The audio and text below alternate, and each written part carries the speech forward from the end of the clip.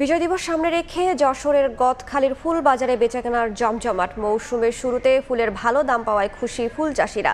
বিস্তারিত জানাতে ফুল বাজার থেকে যুক্ত হচ্ছেন সহকর্মী জুয়েল মৃধা, যাচ্ছি তার কাছে।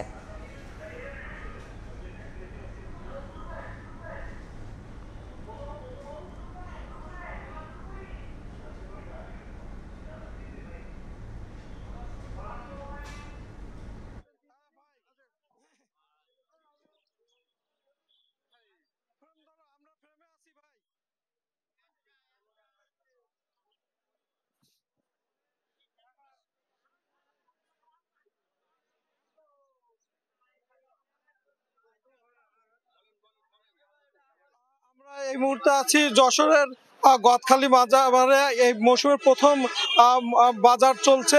গত 4-5 দিন ধরে কিন্তু এই বাজার শুরু হয়েছে, বিশেষ করে বুদ্ধিজীবী দিবস এবং বিজয় দিবসকে ঘিরে ফুলের বাজার জমজমাট।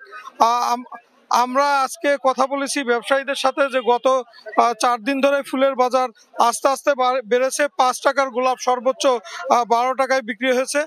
দর্শকদের জানিয়ে রাখি যে গতকাল এখানকার ফুল চাষিরা তারা প্রতিটি পিস গোলাপ বিক্রি করেছে 12 টাকা এবং জারবেরা ফুল বিক্রি করেছে 16 টাকা, গ্ল্যাডিওলাস বিক্রি করেছে 20 টাকা, রজনীগন্ধা বিক্রি করেছে 11 টাকা পিস এবং গাঁদা ফুল বিক্রি করেছে 1200 টাকা হাজার। এবং কালকের থেকে কিন্তু আজকের বাজারটা একটু নমনীয় নিচের দিকে। তারপরে ফুলের যে দাম আছে সে দাম নিয়ে কিন্তু চাষিরা সন্তুষ্ট। তারা যেটা বলতেছে যে কালকেও একটি বাজার পাওয়া যাবে এবং সেই বাজারেও তারা মোটামুটি ভালো দামে ফুল বিক্রি করতে পারবে বলে আশা করছে।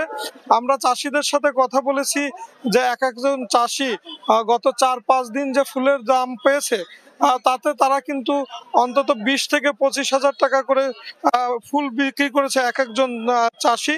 এবং সামনে কিন্তু এই মৌসুমের আরো অনেক কয়েকটি অনুষ্ঠান রয়েছে। এর ভিতরে নতুন বর্ষ রয়েছে 31শে জানুয়ারি। এই মার্কেটটা তারা পাবে পয়লা, এই মার্কেটেও তারা ভালো ফুল বিক্রি করতে পারবে। এরপরে রয়েছে ভালোবাসা দিবস এবং বসন্ত দিবস এবং সেই সময় তারা ফুলের ভালো দাম পাবে বলে আশা করছে। চাষিরা আমাদেরকে যেটা জানিয়েছে যে এবার অতিবৃষ্টির কারণে কিন্তু ফুলের চাষাবাদটা একটু দেরিতে শুরু হয়েছে এবং ফুলের উৎপাদনটাও একটু কম, যে কারণে ফুলের মার্কেটটা ভালো এবং ফুলের চাহিদার চেয়ে যোগানটা একটু কম থাকায় দামটা ভালো পাওয়া যাচ্ছে। এবং তারা আশা করতেছে যে এই দামটা অব্যাহত থাকবে এবং তারা লাভবান হতে পারবে। তো যশোরের ফুল চাষিরা আশা করে যে আগামী যে অনুষ্ঠান আছে সেই অনুষ্ঠানগুলোয় তারা বেচাকেনা করে তাদের লাভ ক্ষতির হিসাবটা মিলিয়ে নিতে পারবেন। যশোর থেকে ছিল সর্বশেষ। সরাসরি যুক্ত ছিলাম যশোরে।